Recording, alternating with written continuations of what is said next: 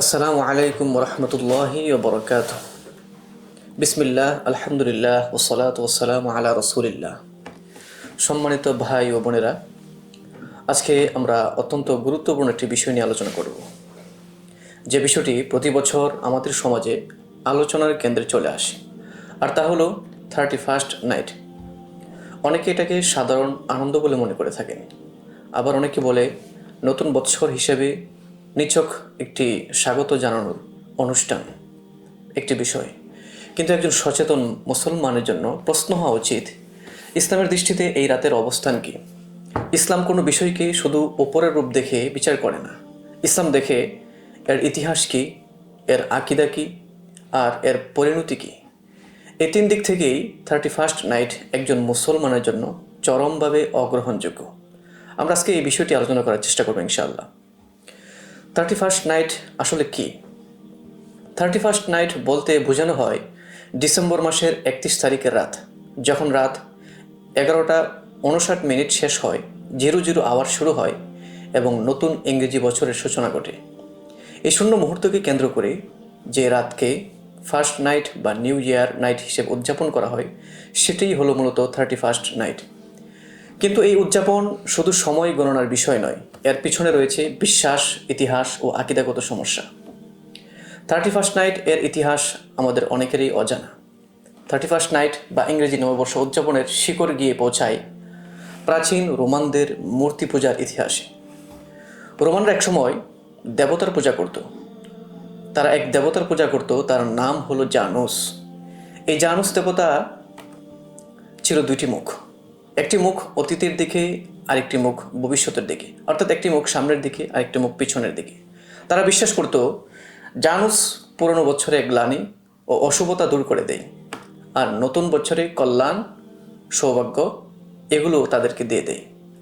এই জানুস দেবতার নাম থেকেই মূলত জানুয়ারি মাসের নামকরণ করা হয়েছে। অর্থাৎ ইংরেজি নববর্ষ উদযাপনের ভিত্তিই হলো একটি মূর্তির কাছ থেকেই কল্যাণ এবং একটি শিরকের কাজের সাথে সম্পৃক্ত। সম্মানিত ভাই ও বোনেরা, শয়তান জানে একজন মুসলমানকে সরাসরি যদি কথা বলা হয় তুমি মূর্তি পূজা করো, সে কখনোই তা গ্রহণ করবে না। তাই শয়তান কি করে? সে সরাসরি শিরকে ডাকে না, বরং সংস্কৃতি, উৎসব ও আনন্দের মোড়কে শিরককে হাজির করে সে বলে, এটা তো শুধুমাত্র একটি কালচার, একটা সংস্কৃতি, এটা তো ধর্ম না, এটা সবাই করছে, তোমার করতে সমস্যা কি? একটু আনন্দ করলেই বা কী হয়? ফলে একজন মুসলমান সে মনে করে আমি তো আর সরাসরি মূর্তি পূজা করছি না। কিন্তু বাস্তব কথা হলো সে এমন একটি অনুষ্ঠানে অংশ নিচ্ছে যার জন্ম শিরকি বিশ্বাস থেকে, যার দর্শন অমুসলিম আকিদা বহন করে। এটাই হলো শিরকের মধ্যে অজান্তেই শরিক হওয়া। যার দর্শন অমুসলিম আকিদা বহন করে, এটাই হলো শিরকের মধ্যে অজান্তেই শরিক হওয়া।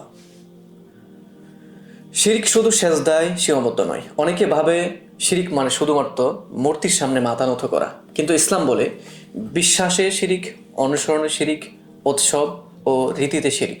শিরিক মানে শুধুমাত্র মূর্তির সামনে মাথা নত করা নয়, কিন্তু ইসলাম আকিদাগত শিরিক, আমলগত শিরিক এবং বিভিন্ন রীতি সংস্কৃতিতেও অনেক কাজকে শিরিক বলে সাব্যস্ত করেছে। যখন কেউ কথা বলে আল্লাহ ছাড়া অন্য কিছুর কাছে কল্যাণ কামনা করে, আল্লাহর নির্ধারিত উৎসব ছাড়া অন্য উৎসবকে মর্যাদা দেয়, শিরকি উৎসব থেকে আসা আনন্দকে গ্রহণ করে, তখন সে আকিদাগতভাবে শিরকের পথে হাঁটে। আল্লাহ তাআলা পবিত্র কোরআনুল কারীমে ইরশাদ করেছেন, ইন্না শিরকা লাযুলমুন আযীম, নিশ্চয় শিরিক বড় জুলুম এবং বড় অন্যায়। সূরা লোকমান আয়াত 13। অমুসলিমদের ধর্মীয় অনুষ্ঠানের অনুসরণ ইসলামে সম্পূর্ণভাবে নিষিদ্ধ করা হয়েছে। রাসূল করিম সাল্লাল্লাহু আলাইহি ওয়াসাল্লাম ইরশাদ করেন, মান তাশাব্বাহা বিকাউমিন ফাহুয়া মিনহুম, যে ব্যক্তি কোনো জাতির সাদৃশ্য অবলম্বন করে সে তাদেরই অন্তর্ভুক্ত বলে গণ্য হবে। সুনানে আবু দাউদ। 31st নাইট হলো অমুসলিমদের ধর্মীয় উৎসব সংস্কৃতি, যার ভিত্তি হলো শিরকি বিশ্বাসে, যার পরিবেশ গুনাহে পরিপূর্ণ। একজন মুসলমানের জন্য এটি গ্রহণ করা মানে নিজের ইমানি পরিচয়কে বিসর্জন দেওয়া। 31st নাইট অনাকাঙ্ক্ষিত কিছু দুর্ঘটনা ঘটে। ইসলাম শুধু আকিদার নাম নয়, ইসলাম মানবিক নিরাপত্তা ও এক শান্তির ধর্ম।